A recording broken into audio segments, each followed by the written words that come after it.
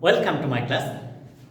I am Abdus Salam, Assistant Teacher, Rajshahi Collegiate School, Rajshahi, Bangladesh. My dear viewers, আমরা এখন যে বিষয়টা নিয়ে কাজ করছি তা অত্যন্ত ইম্পর্টেন্ট।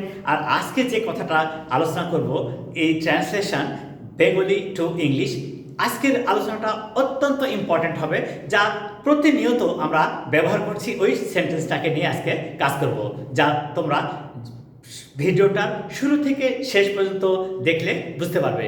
আশা করি তোমরা তাই করবে, যেটা তোমাদেরকে অনেক উপকার করবে এবং অনেক হেল্প করবে। এই চ্যানেলটা দেখার পরে দেখো কিভাবে সেটা করতে পারি। আজকে আমরা যে এই যে বলা হচ্ছে হ্যাভিং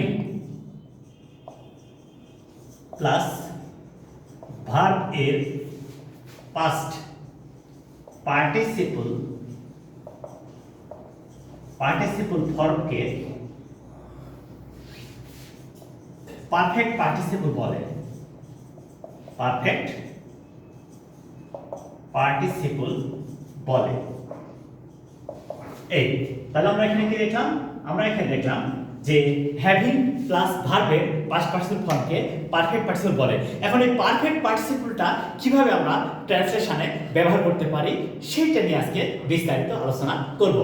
আচ্ছা, তোমরা এরকম বলো না, আমি সকালের কাজটা করে ইউনিভার্সিটি যাব, আমি সকালের কাজটা করে কলেজে যাব, আমি সকালের কাজটা করে স্কুলে যাব। এই যে আমরা বিভিন্ন ধরনের কাজের কথা বলি, যাইয়া, খাইয়া, করিয়া, এই ধরনের অর্থ যখন প্রকাশ করবে তখন হ্যাভিং প্লাস ভার্বের পাস্ট পার্টিসিপল ফর্ম ব্যবহার করে আমরা ট্রান্সলেশন করব, আমরা বাংলাটাকে ইংলিশে রূপান্তর করব। ঠিক এই স্ট্রাকচারটা ফলো করে। কেমন? আমি বাসার কাজ শেষ করে কলেজে যাব।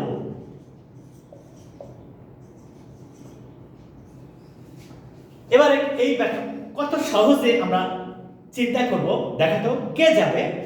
কে? সাবজেক্ট আই, যাব ফিউচার টেন্স, যাব ফিউচার টেন্স, আই শ্যাল গো, আমি যাব, আই শ্যাল গো, তুমি যাবে, ইউ উইল গো, সে যাবে, she will go. Okay, I shall go কোথায়? To college. Subject, verb, modal auxiliary, adverbials, I shall go to college, আমি কলেজে যাব। বাসার কাজ শেষ করে, having finished my homework। এবারে দেখো তো কত চমৎকার করে আমরা এই স্ট্রাকচারটা ব্যবহার করে ইংলিশ করতে পারছি। তাহলে আমরা কি শিখলাম? বাংলা বাক্যে এরকম থাকবে, দেখো তো, যাইয়া, খাইয়া, করিয়া।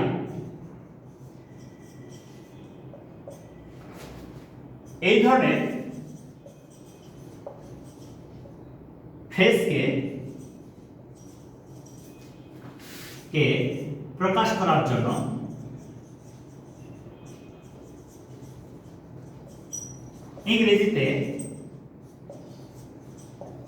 ইংরেজিতে having plus past participle of verb, past participle of past participle form, past participle form of verb হবে। আশা করি তোমরা এটা সহজেই বুঝতে পারবে। দেখো কত সহজে বলা যায় যে আমি বাসার কাজ শেষ করে কলেজে যাব, I shall go to college. কে যাবে? আমি, সাবজেক্ট, শ্যাল গো যাব, ফিউচার ইনডিফিনিট, কোথায়? To plus noun. ওই যে আমরা এর আগের ক্লাসে বলেছিলাম না যে কোনো স্থানের কথা উল্লেখ করলে, কোনো গন্তব্য বা কোনো স্থানে যাওয়া হবে, কোনো স্থানে যাওয়ার উদ্দেশ্যে বাইর হলে সেই টু প্লাস ওই নাউন হয়।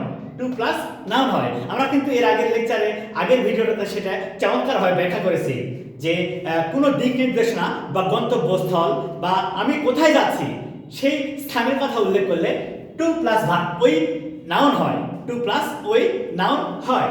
তারপরে ওই যে যাইয়া খাইয়া করিয়া, হ্যাভিং ফিনিশড মাই হোমওয়ার্ক, আমার বাসার কাজ শেষ করে, হ্যাভিং ফিনিশড মাই হোমওয়ার্ক, আমার বাসার কাজ শেষ করে।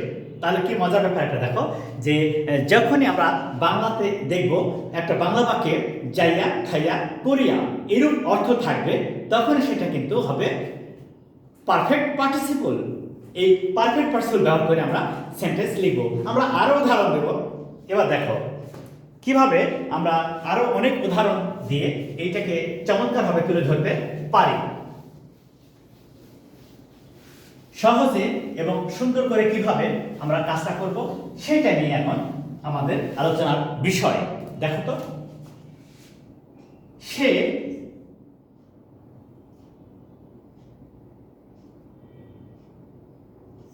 বাংলাতে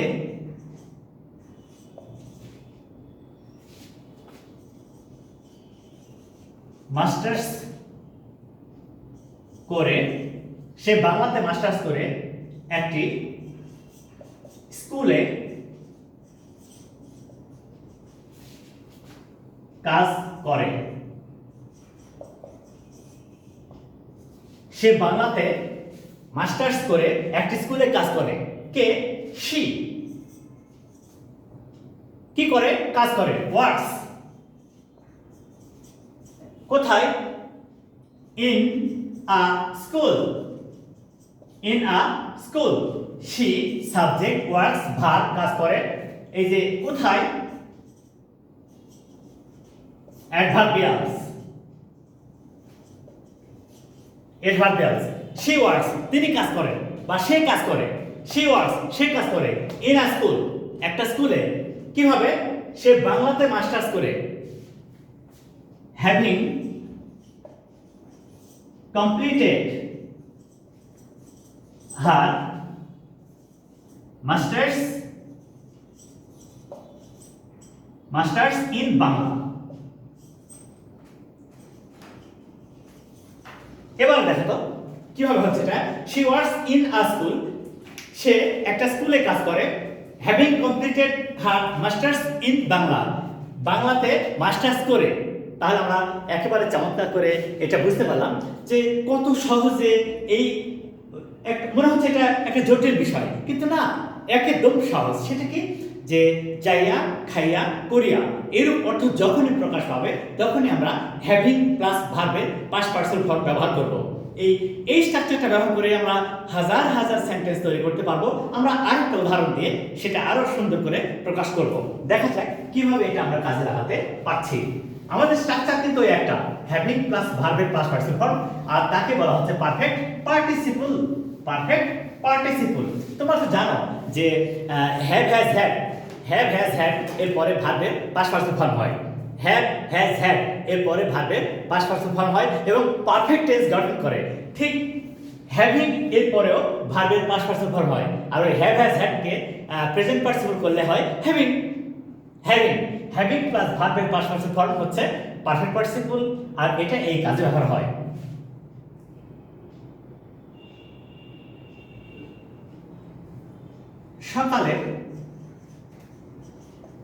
সকালে নাস্তা করে সে স্কুলে গিয়েছিল।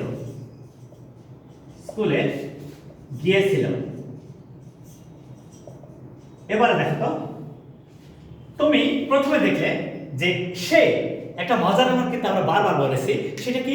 বাংলাতে সেন্টেন্সের সাবজেক্ট কোথায় আছে, ভার্ব কোথায় আছে, এটা কিন্তু আমাদের বিচার্য বিষয় নয়। বিচার্য বিষয় ইংলিশ করছি আমরা বাংলা থেকে ইংলিশ ট্রান্সলেশন করছি। তখন ধরে নিব যে সাবজেক্টটা কোথায় আছে, কে, এটাই সাবজেক্ট। হি গিয়েছিল, সিম্পল পাস্ট। কেন? এই যে ছিল আছে, আমরা কিন্তু এরকম বলেছিলাম যে বাংলা ক্রিয়া শেষে ছিল, ছিলে, ছিলেন।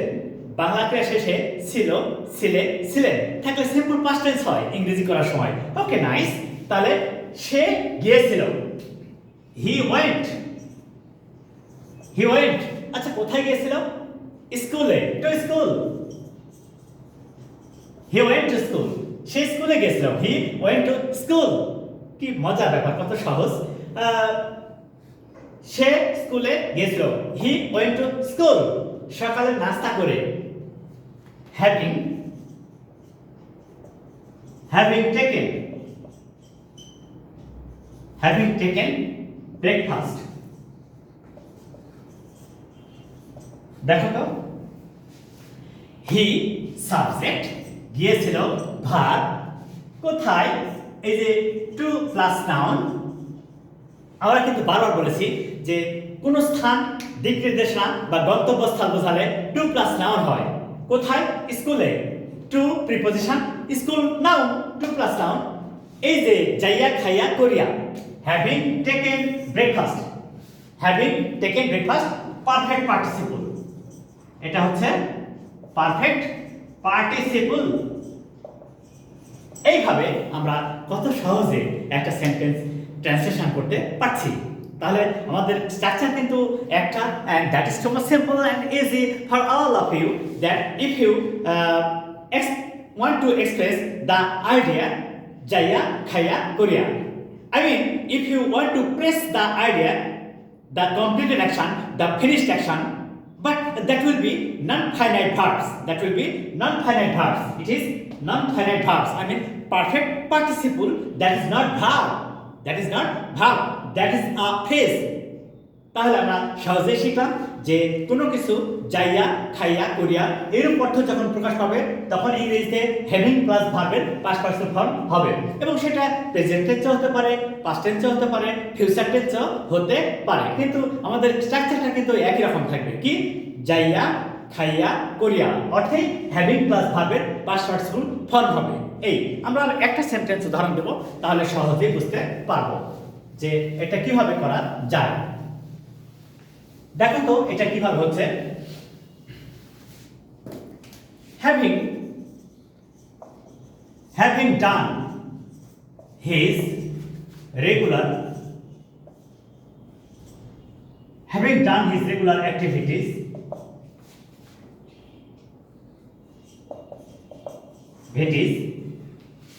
she took rest. Simple past. Having done his regular activities. তার নিয়মিত কাজকর্ম শেষ করে সে বিশ্রাম নিয়েছিল। ওই যে শেষ করে নিয়েছিল subject plus finite verb plus extension, এই বা took rest অবজেক্ট। তাহলে আমরা সহজেই বুঝতে পারলাম যে কত সহজে এই স্ট্রাকচার ব্যবহার করে একটা সেন্টেন্স লেখা যায়। সো মাই ডিয়ার ভিউয়ার্স, আজকে আমাদের আলোচনার বিষয় ছিল হ্যাভিং প্লাস ভার্বের পাস্ট পার্টিসিপল ফর্মকে পারফেক্ট পার্টিসিপল বলে, এবং বাংলাতে যাইয়া খাইয়া করিয়া এরূপ অর্থ প্রকাশ পেলেই ইংরেজিতে রূপান্তরের সময় আমরা হ্যাভিং প্লাস ভার্বের পাস্ট পার্টিসিপল ফর্ম ব্যবহার করব, যা তোমাদেরকে চমৎকারভাবে ওই ধরনের সেন্টেন্স লিখতে সাহায্য করবে। আশা করি তোমরা বুঝতে পেরেছো। Okay, please like my channel, subscribe it and share it to your friends, and tell your friends and relatives to subscribe it also. Thank you.